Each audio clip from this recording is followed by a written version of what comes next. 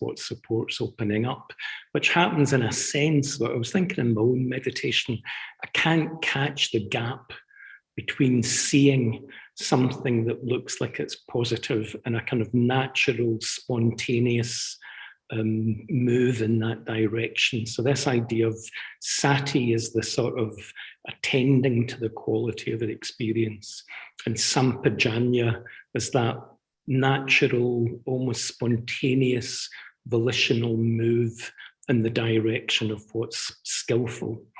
And the sutta breaks our experience into these four main headings. I have to say that the more I look at the sutta in a way, the more mysterious or the more there seems to be in these headings. But it begins with the body, then it looks at feelings, then the mind, and then objects of mind is one of the translations. That the section usually in Pali gets referred to as the section on dhammas. But it sometimes gets referred to as objects of mind, which is one translation of dhammas. Another rendering of that section that I liked is the nature of things. In that last section, we're starting to look at the nature of things, but just this deepening process coming very simply out of beginning to attend to our experience. And the body section, we listed the different practices, the different ways of taking awareness into the body that the Majjhima Nikaya version of the Satipatthana recommends. So it starts off with breathing, postures, activities, anatomical parts, the elements, and then the contemplation of the corpse.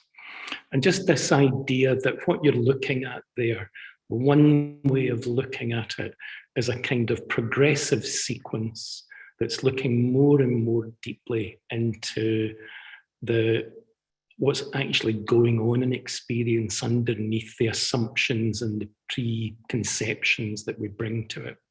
But it started off saying that it starts very simply, just by starting to take awareness onto the breath and awareness onto the body. And we read the section on the mindfulness of breathing. But literally the Satipatthana Sutta quotes the Anapanasati Sutta. The Anapanasati Sutta is the sutta that teaches the mindfulness of breathing. Anapanasati just means mindfulness of in and out breathing. And the Satipatthana Sutta quotes at the beginning of its section on the body verbatim the beginning of the Anapanasati Sutta. And I wanted to mention that because the Anapanasati Sutta, that mindfulness of breathing, in the way that it's described in the Anapanasati Sutta, is a really simple way of using the breath to support awareness going into each of the Satipatthanas in turn. So over the next few days, we'll actually sort of use that meditation structure, that reflective structure that comes from the Anapanasati Sutta as a way of supporting our awareness going into each of these four Satipatthanas. But I thought it would be quite nice just to, I spoke a lot yesterday, and I thought we could start at least just dipping a toe in the stream that the reflective practices in the Satipatthana Sutta start to describe. So let's just go through the stages of mindfulness of breathing that get described in the Satipatthana Sutta. And Nalio does a really nice little thing with this. The sutta, both this sutta and the Anapanasati Sutta, start off the meditation instruction, talking about the monk going to the forest or the root of a tree or an empty hut, sits down, folds one's legs crosswise, sets one's body erect, and establishes mindfulness in front of himself. And what Anelio does with that is this lovely kind of analogy of what we're doing, so that the going to the forest just suggests this reminding ourselves that for the next 10 minutes, say, next 15 minutes, we're just going to withdraw from all the usual demands on our attention and just sort of start to attend to our experience. The sitting down, folding one's legs, it's this idea of getting a foundation. And Analio's analogy with that is just connecting to what it is that we're doing, back to this sort of thread of intention and this thread of purpose. And then this idea of like bringing mindfulness to the fore. It's one of these little debates that go on. What does that even mean? What does it mean to bring mindfulness to the fore? So one very simple way of looking at it is just remind yourself what the experience of mindfulness is like. You've all had little moments where your mind's been clearer, more open, more connected. So it's just reminding yourself what that feels like, and then going on to the experience of the breath. So let's give that a go. If you want to just make yourselves comfortable.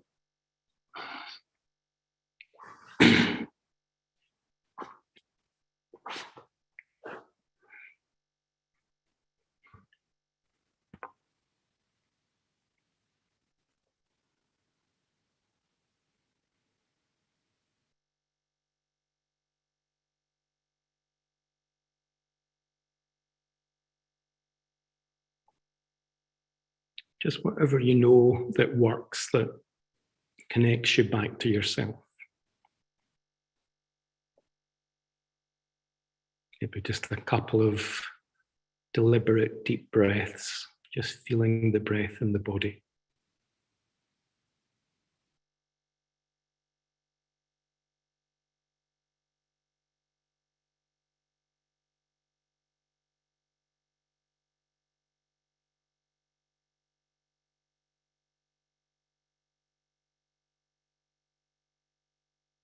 And just attending to your posture and really familiar ground, just looking for something that's awake, something that's got that sense of alertness in it, but quite soft, quite as effortless, as relaxed as it's possible for us to be.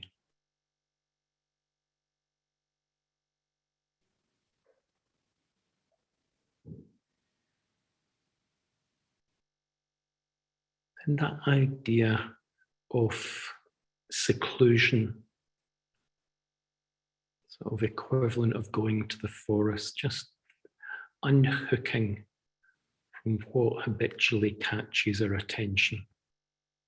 Just making it a bit conscious that we're going to be looking at the breath, the body, quality of our awareness.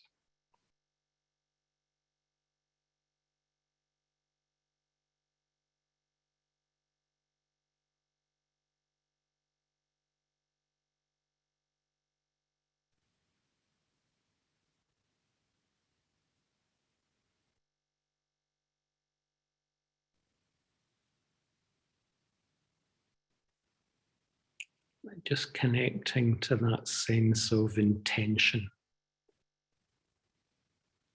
just that firm foundation. Just reminding ourselves why we've taken this time out of other demands to be focusing on this text, on this practice.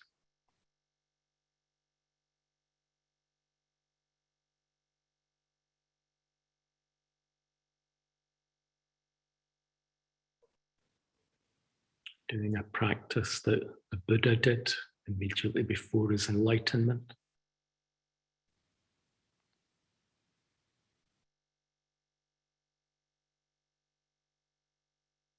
Just reminding ourselves why this move into something more aware, something more open to the range of our experience. Why is that important to us?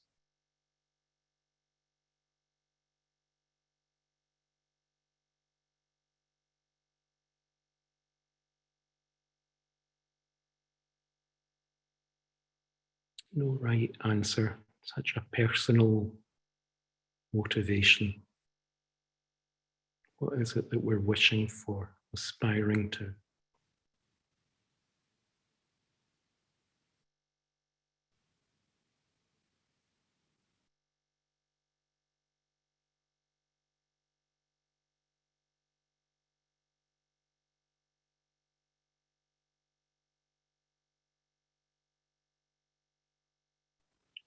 And just having that sense, that recollection of what the experience of mindfulness is like.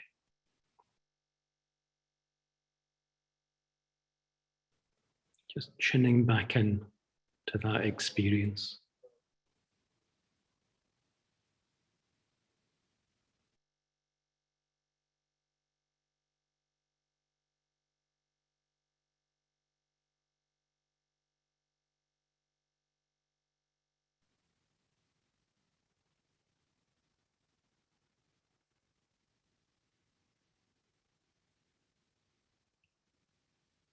And broadening our awareness out to include our body,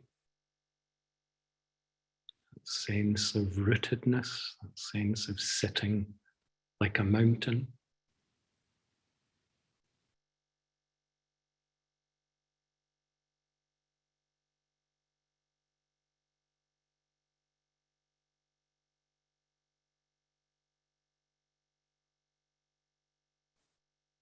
And in that experience of our body, just noticing what the next breath feels like.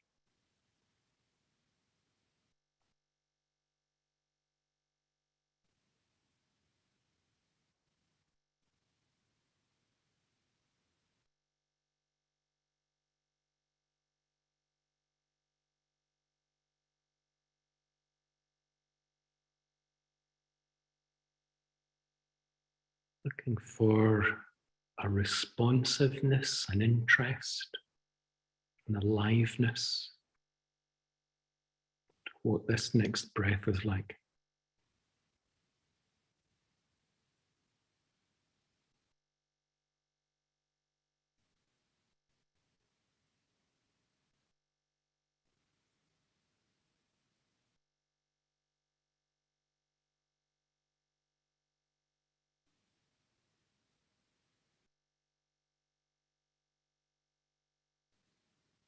As far as we can, just becoming interested in our experience. We're starting to wake up to the mind's capacity for subtle, connected attention.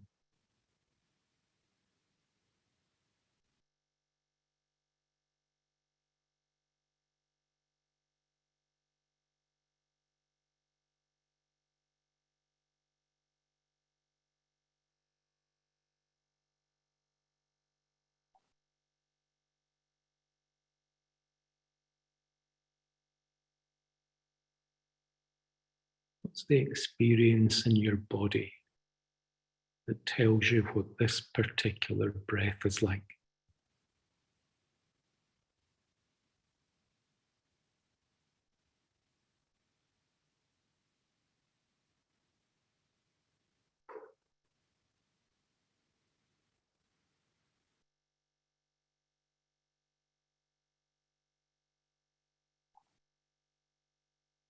Just as a little mnemonic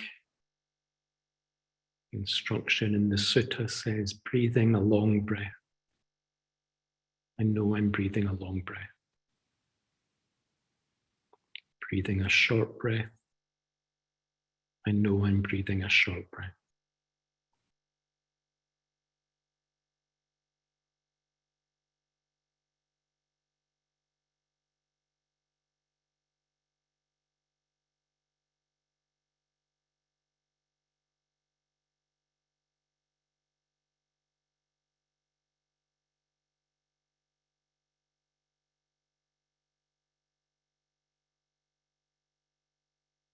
That sense of the breath connecting us to our whole body.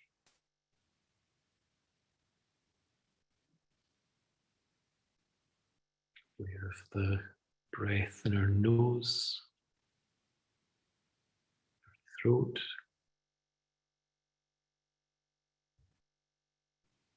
aware of how our chest moves, how our belly moves.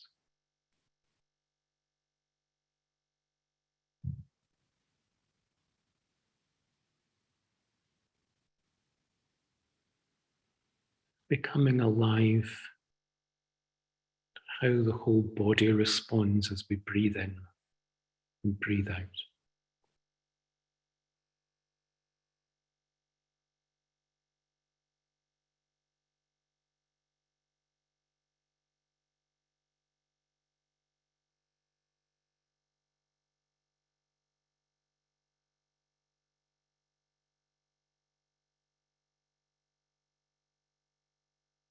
Allowing the body to come to the foreground.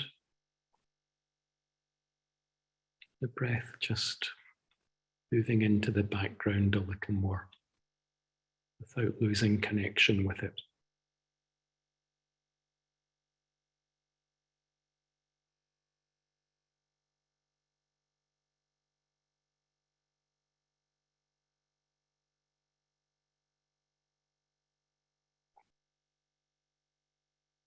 Sensitive to the whole body.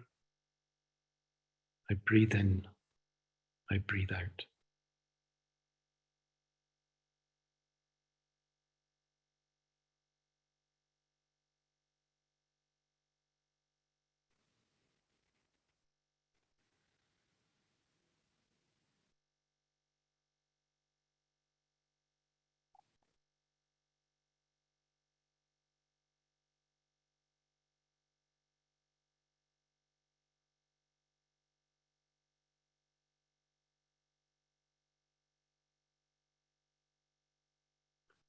And just one more step in the Sutta. That is just starting to notice any experience of the body calming, the body relaxing.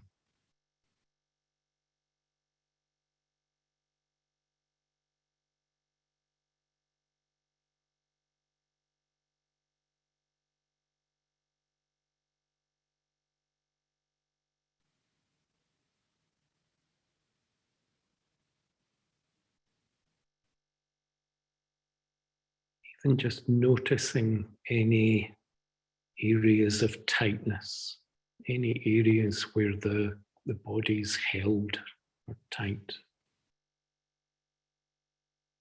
Just on the in-breath, taking our awareness into that area.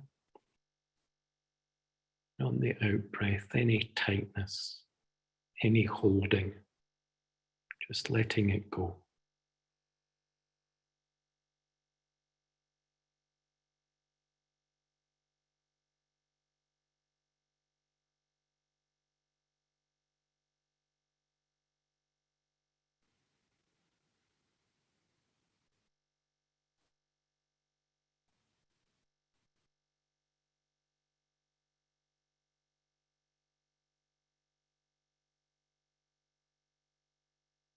Might be something quite subtle, but just noticing any sense of the body a little more relaxed. Maybe the breath a little subtler.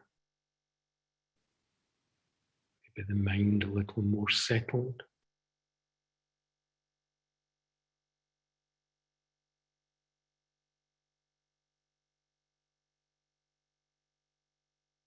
What we give attention to becomes a bit more real. Just alive to what's naturally emerging.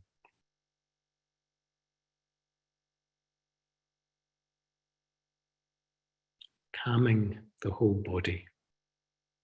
I breathe in, I breathe out.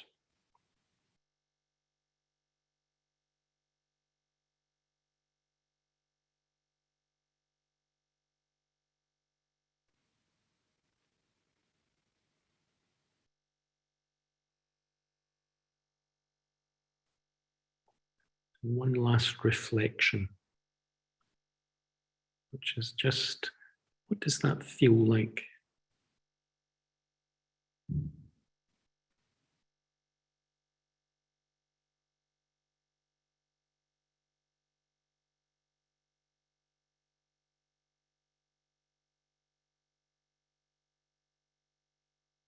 Just to the extent that we can connect to the breath, connect to the body, sense of the body releasing a little. What's the feeling tone of that? What does it feel like?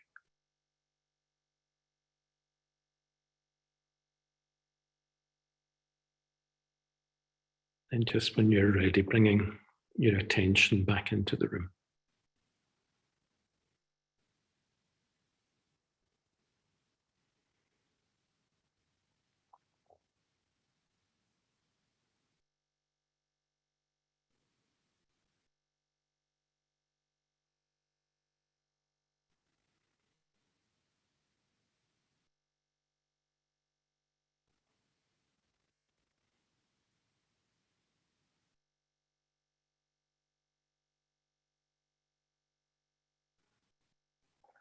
I'm not sure how practical it is to think there are maybe about 45 of us, or 50 of us present, which is great.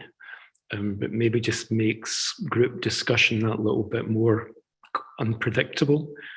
But just that last question of the kind of feeling of that kind of quality of connection. Maybe we can hear just a couple of short responses. Again, if you put your hand up, it moves you to the front of the queue. Anybody willing to bare their soul to the other 49 people on the call? It felt very peaceful and calming. Peaceful, calming. Good. That's exactly what it's supposed to go according to the Sutta. Thanks, Diane. Anybody else?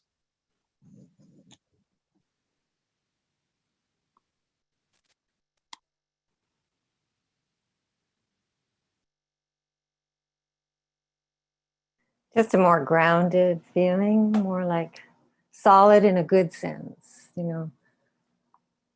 So grounded, solid, and in a good sense. Yeah.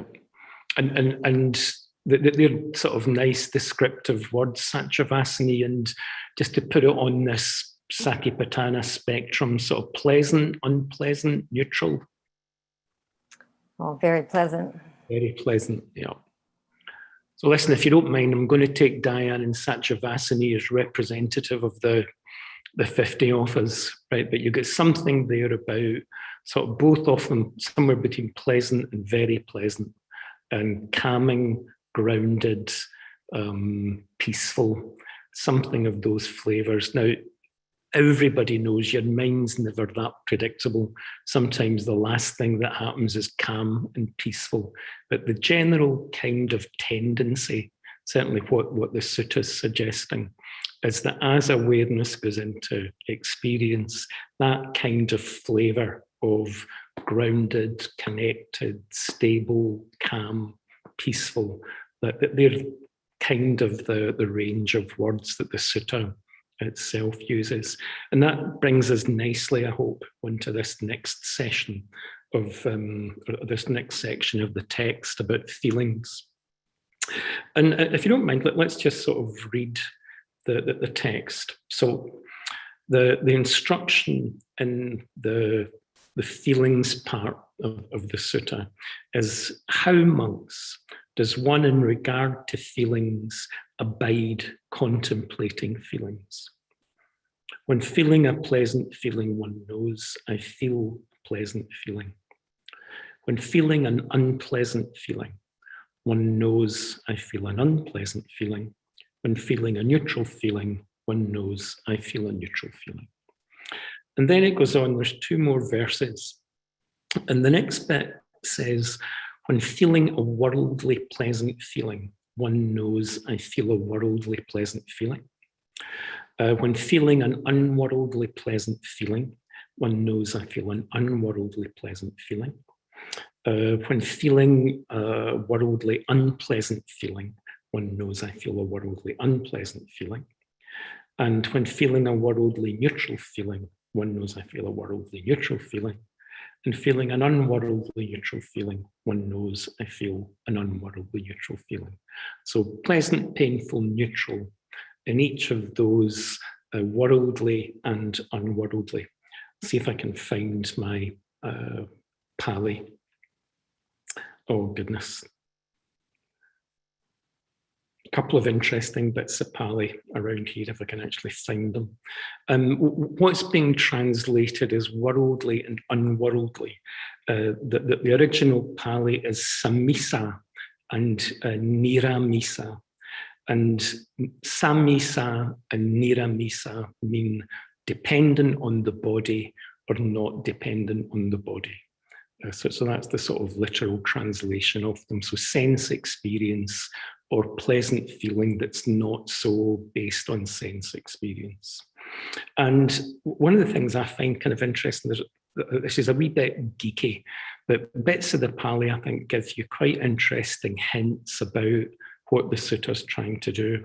And that the word that's been translated here as feeling a feeling, some of the texts talk about experience a feeling, but it's a verb, forgive my Pali, but vediyamano. And the reason I mention that is that all the way through this text, different words get used to describe awareness.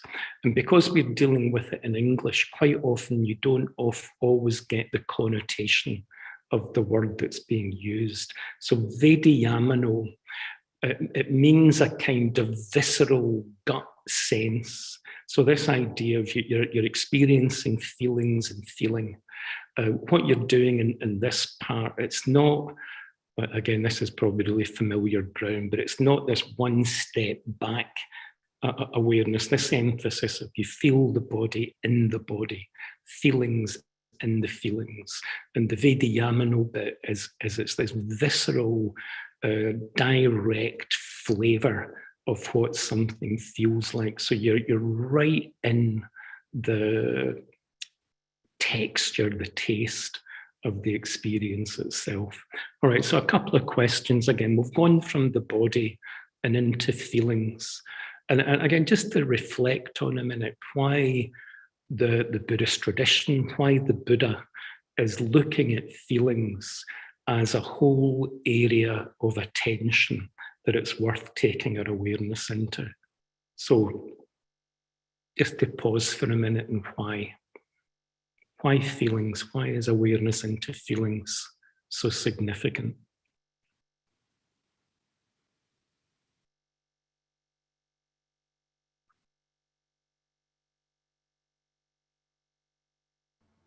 Always like anti-quotes St. Augustine, and somebody tells St. Augustine that somebody down the road has a different interpretation of scripture to St. Augustine, and St. Augustine's reply is the more interpretations, the better. And if you ever read commentaries on Satipatthana Sutta or Anapanasati Sutta, I've still to find two commentaries that agree. So there's quite a lot of margin for personal opinion on this one. So don't feel too shy about speculating. You're moving from the body to the mind? Yeah, you're kind of maybe a bit midway between, aren't you? It's the bridge, maybe. From, yeah, that's my idea. Yeah, that's the idea. And the Anapanasati Sutta, it describes feeling as chitta sankara. And chitta sankara means what it is that shapes the mind. So one of the ways of thinking about feelings is that it's the kind of foundation experience that shapes what the forms that the mind takes, what arises in experience. Okay, so that transition from body to mind. Any other takes on it? Oh, Viryasati with a hand up, then Dharmashri.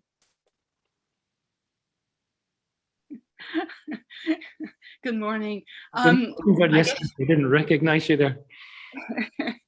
I guess my what comes to mind for me is that it's very natural, perhaps very human, to categorize or classify experiences. So we've paid attention to the body, and right away we go, oh, was that great? Was that not so great? So, feeling, as you were saying, pleasant, unpleasant, and neutral. So it seems to be the next step is to wanting to put a label on our experience. And then that first experience was with the body. Yeah, and just to stand up for labels for a minute, I think one way of phrasing that would be starting to make distinctions and starting to make discriminations about the quality of experience. So to some extent, the labeling is maybe at this stage quite a helpful step in the process. Dharmashri? I think for me, in a way, mine's more basic than that. In the if something is unpleasant, or even if it's neutral, I'm less likely to want to pay attention to it unless it sort of grabs me. Yeah. And so it's sort of I'm just avoiding it. So I'm not that aware of the whole of experience. So it's sort of one-sided. And the flip side of that, so you've done unpleasant and neutral. What about the pleasant?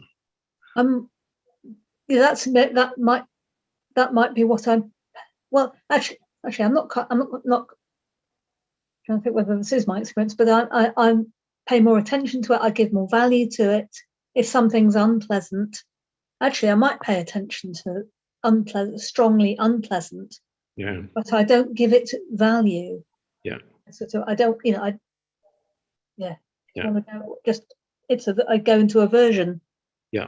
No, good. So another couple of hands up. Let's hear briefly from Aryajit and then from Subhadramati, and then let's have a look at the text again. So Aryajit. Hi there. I think Dharma Shri kind of just said this, but it's a point where you can get off the wheel.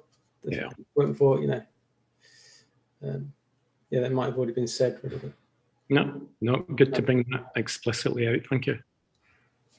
And this is maybe pushing you a little bit into kind of metaphysics. It's the point where you can get off the wheel because it's the point where you either grasp or either react or be creative, I suppose. Yeah. No, great. And Subhadramati? I think it's the same point, really, but because we're so driven by them, humans. Yeah. So in that little cluster, I think you've got why the feelings are so significant. So what Dharma Shri is describing is just feelings either that they drive the move towards or the move away from experience. And so much of the time that happens unconsciously. And just to kind of anticipate one of the later verses, you attend more easily to pleasant experience. So if there's a strand of pleasant experience in your meditation practice or in your spiritual life, attention can go there more easily. So the unworldly pleasurable is quite a significant strand. Then, as Aryajit was saying, you've got this very traditional image of the wheel of life, and the Buddha in some of the images is pointing at this nidana chain, and the point that's being pointed at is this step from feeling, which is still karmically neutral, to and the nidana's feeling to craving. And craving is when the mind starts to habitually respond to pleasant or unpleasant experience. It starts to close down either into craving or kind of narrowing attention towards the pleasant, or it starts to close down into resistance and aversion.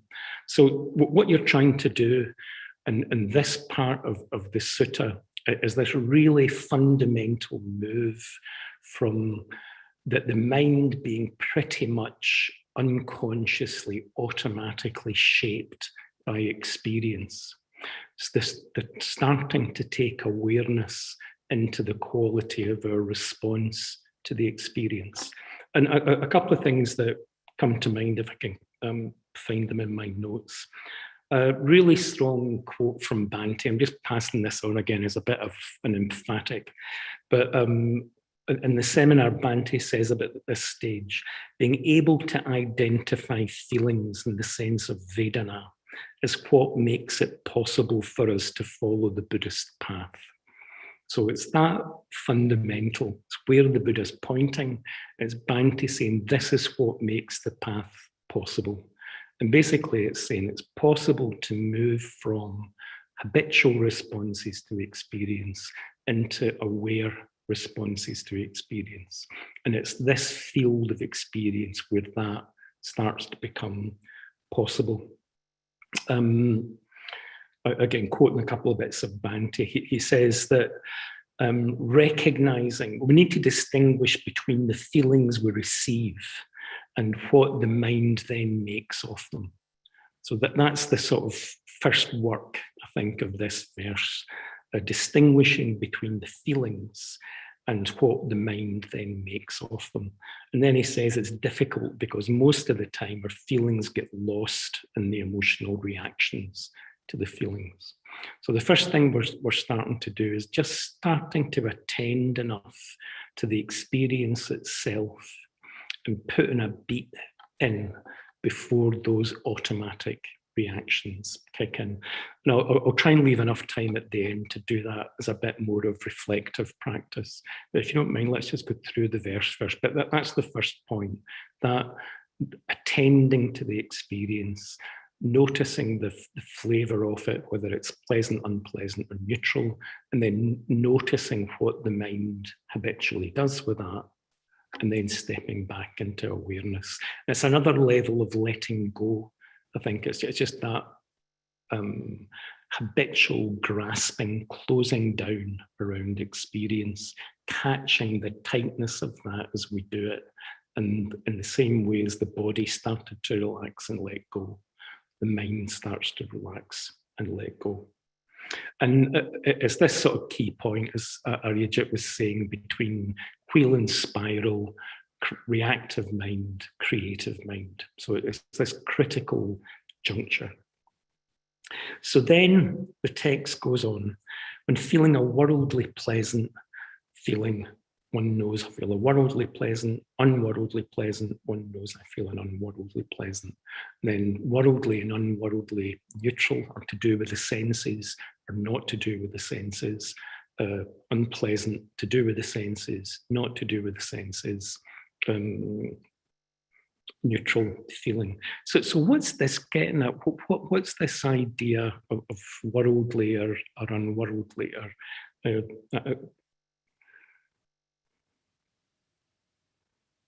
Yeah, what's being described? How would you understand the distinction that's being made?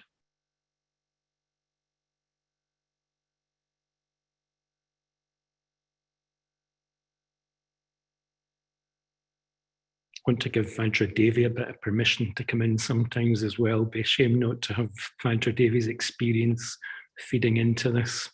So don't be too shy, Vajradevi. Well, I would say it's habitual versus aware. So a habitual reaction versus an aware response. Yeah. And yeah, so habitual and aware. Okay, yeah, good. Any other takes on it?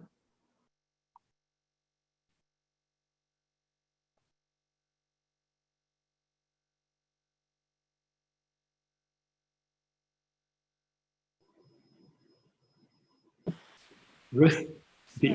You mentioned visceral before, visceral kind of experience. With that, for me, that might be more worldly. And sort of visceral in the sense of those strong habitual reactions being worldly.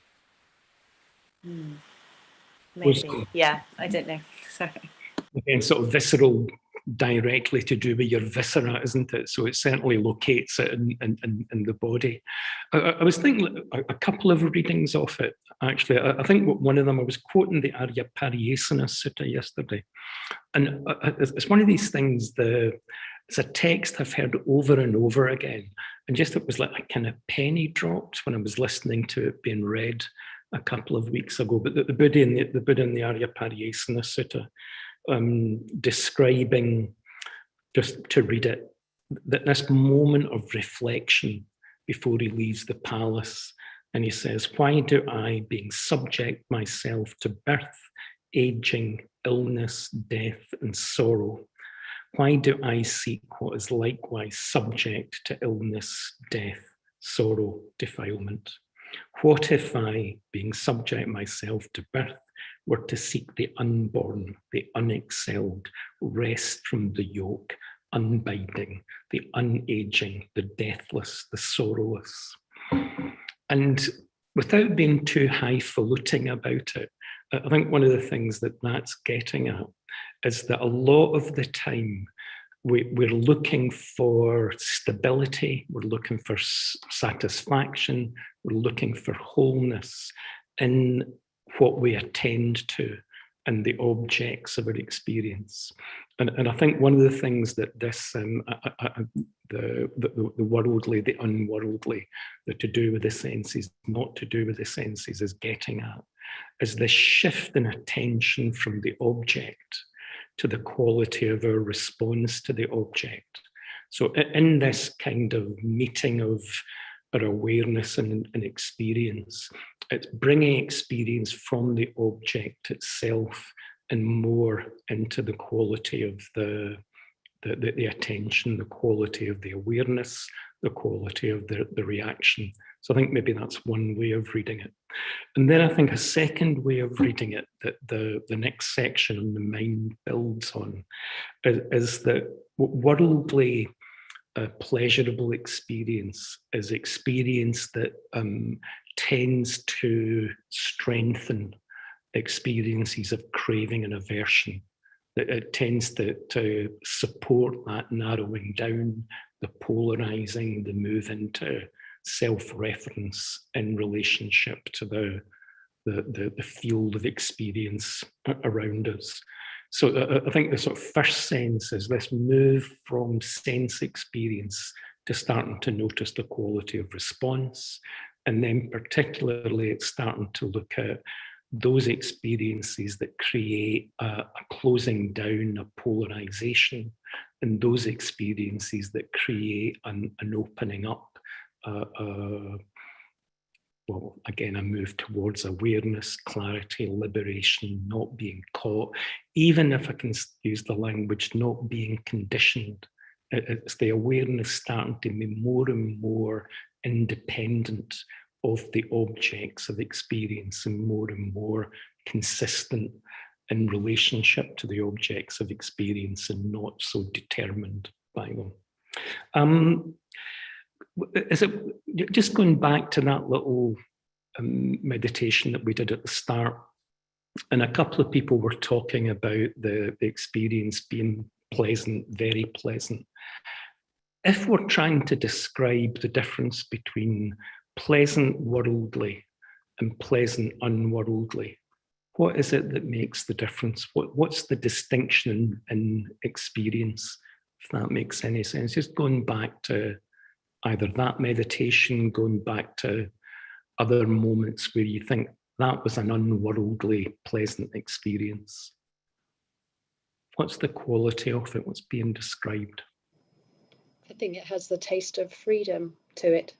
This is Vajradevi. It's that's a little bit vague perhaps, but rather than a sort of grasping flavor, it has a sort of really open and free sense of freedom about it. Yeah. So the taste of freedom. And if you don't mind, Vajradevi, just going back to that very simple practice where you're aware of the breath, you're aware of the body, you're aware of the feeling tone of that. Just sort of, would that fit that description? Would that have that flavor? Maybe I'd sort of add, in a way, link it to what you said just now, and it not being so much about any particular object, whether that's the breath or the body, but about the quality of awareness in the moment. Yeah. So presence, a real sort of presence to what's happening, but something, as you were saying, free of that, has its own sort of quality. Yeah. No, great, thank you. And a couple of hands up, John in Seattle. Got to feel like a radio host. Over to John in Seattle. I don't know if this jumping into another category, but I think of conceptual versus non-conceptual, moving from what we a logic and thought is always present there, and maybe the mythic can have a foothold, starting with feelings there, a non-conceptual basis. Yeah. So it's moving away from kind of commentary on experience to something more immediate and attentive. What Vajradevi used the word presence. So that kind of available, present to experience. And man, Seattle's doing really well. Over to Meta in Seattle. To give an image, to me, the difference is open hand versus closed fist. Yeah. Like there is a sense of in that unworldly experience of pleasure, there is a sense of spaciousness and calm. If it's a worldly one, there is a sense of tunnel focus and grasping. Yeah. No, great. So you really get a sense of the flavour of this, don't you? This sort of opening up, this being present to the move away from grasping, the nice image of closed fist and open hand. I was going to move on, but I'm so tempted to cue in somebody called 178021777640 that I'm so intrigued. I would like to hear from whoever's phone number that is. Hi, this is Bimla Sara speaking. Oh my goodness, Bimla Sara from Vancouver. Yeah. So, for me, the difference to me is that in the worldly, I'm still labeling pleasant, unpleasant, neutral. And in the unworldly, there's no labeling, there's just experience arising. And so I don't get caught and I'm not grasping after anything. That's for me the difference.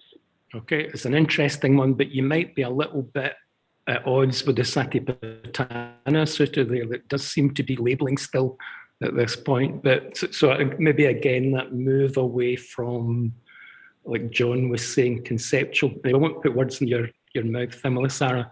Great to hear from you. It's fantastic having you dial in. I'd like to finish off. Great, there's a couple of hands up still, but I wouldn't mind just trying to come at this a bit more experientially. But there's a lovely little sequence in Anapanasati Sutta again, where it goes from connection to the breath, the body relaxing, the move into pleasant experience. So you've got this sense of the mind withdrawing from senses and a certain kind of pleasure that comes out of that sense of connection and relaxing. And so the first verse is, and the feelings bit is sensitive to piti. Then it goes from there to sensitive to sukha. And sukha, it gets translated as happiness, but maybe it's almost this sense of out of that depth of connection comes something very pleasurable and not so dependent on outside stimulus. So you go from piti to sukha, and then from sukha to sensitive to the mental formations, chitta sankara. And maybe one way of understanding that sequence is out of that connection to ourselves, you can start to be available to what arises without being so caught in it. All the time you can rest back in this sense of connection, this sense of openness, this sense of positivity. And from that stability, you're just able to be available to whatever arises without being caught in it. One of the 8-point mind training verses says something like, whenever disturbing emotions arise, may I firmly face them and avert them. And I think one of the things that's been said here is that it's not always possible to track the complexity of the mind, but it's comparatively simple to stay tuned into the feeling tone of what your experience is like. And connection to your body, connection to your breath, and aliveness to the feeling tone has that kind of pleasure, satisfaction, almost intrinsic to it. And whenever you feel yourself move away from that, it's a cue just to come back to the breath, back to the body, back to how you feel, alive to the emerging pleasure in that depth of connection. And out of that sense of comparative wholeness, we start to come into relationship to the experience in a slightly different way. So we've only got 5 minutes left, but let's just see if we can get a little bit of a flavour of that in the time that we've got.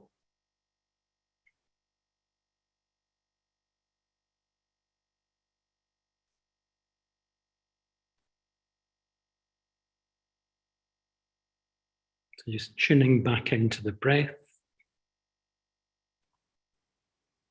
letting the breath connect us back to the body.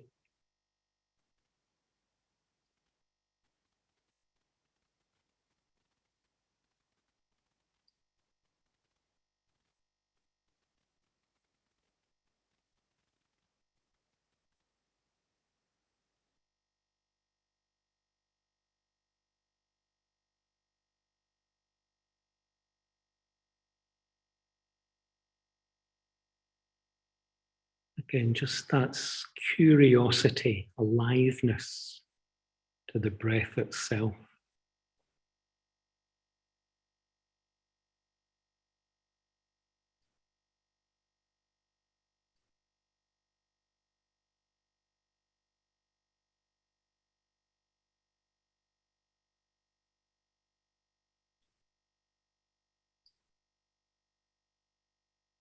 It feels appropriate. It doesn't feel like you're rushing it. Just letting the breath connect you to your body.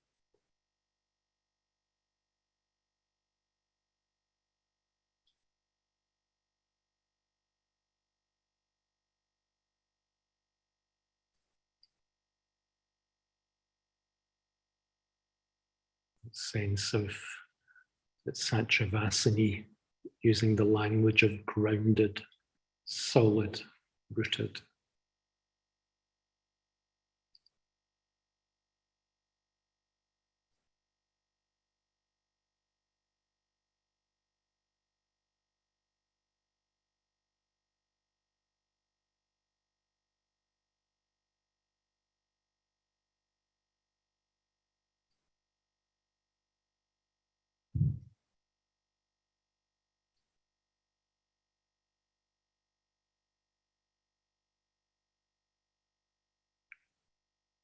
Aware of any tightness in the body,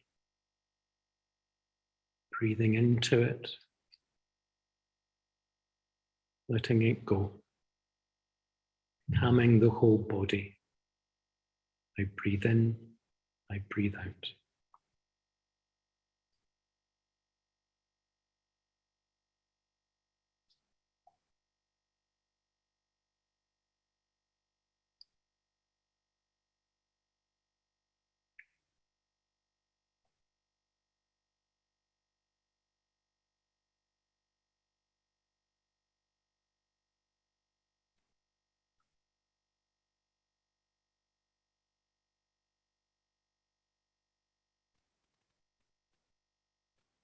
Just staying with that simple connection to the breath and body if you need to. But if you're able, just noticing, what does that feel like? What does that sense of connection feel like?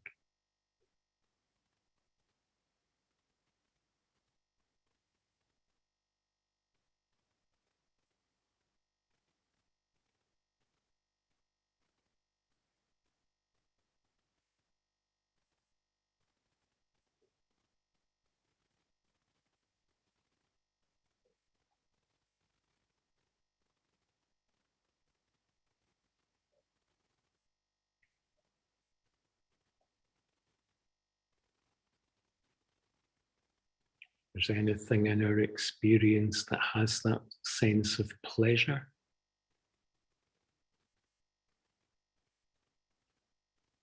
taste of openness, of relaxing, of freedom,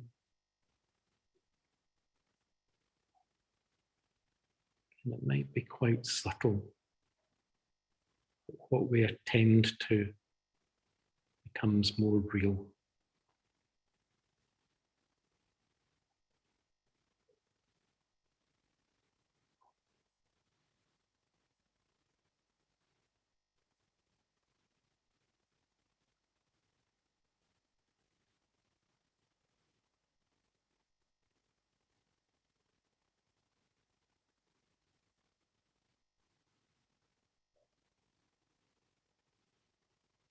And just looking for a sense of contentment, a little more willingness just to be with our experience as it is.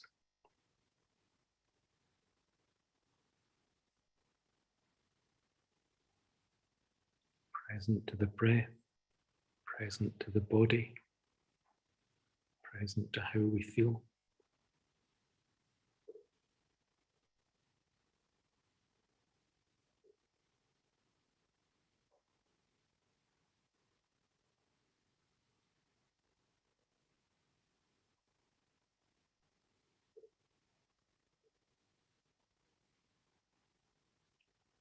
And to the extent that we're able, from that sense of connection, from that sense of openness, just noticing whatever arises in experience.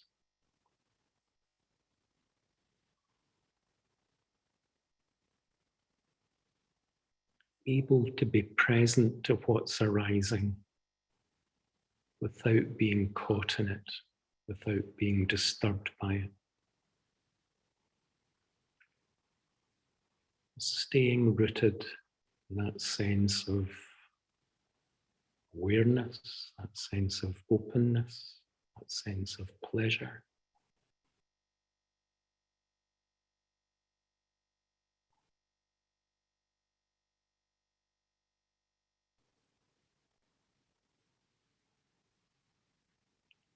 Allowing whatever arises to arise. Nalio uses that lovely image from the Karaniya Metta Sutta of a mother attending to children.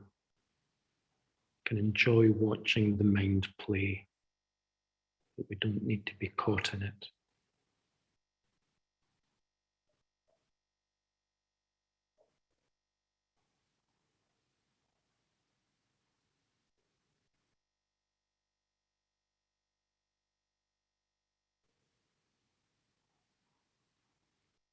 Whenever disturbing emotions arise, whenever we're caught, just relaxing back into that grounding in our body, our hearts open.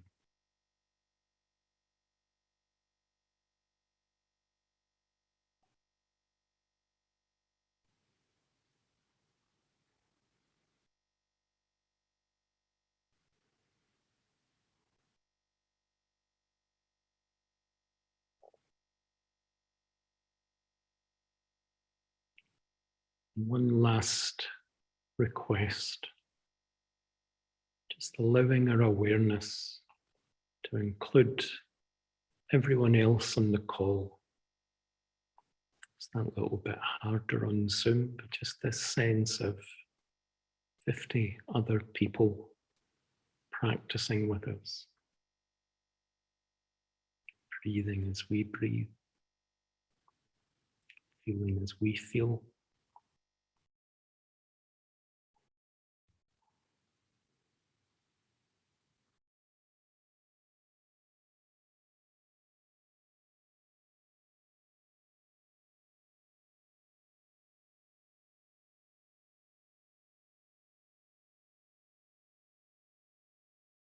Just staying connected, staying grounded in your awareness of your body.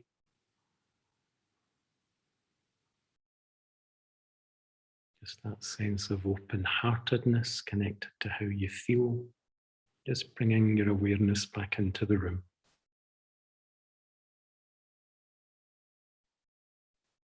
Little glimpse of the other people on the screen before we finish.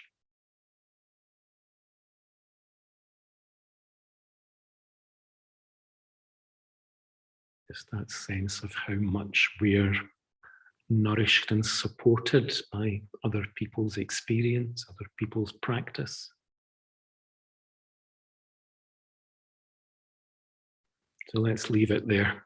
And if we've got time, we'll come back and give that little sequence a little bit more time.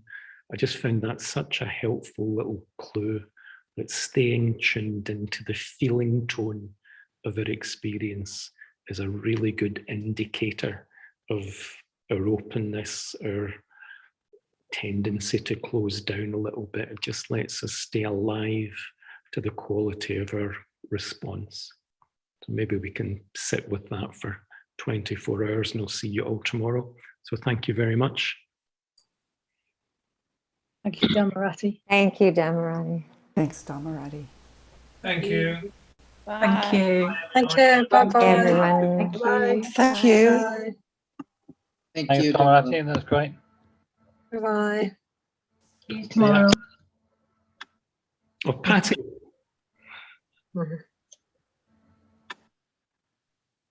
Nice view of Liz's hallway.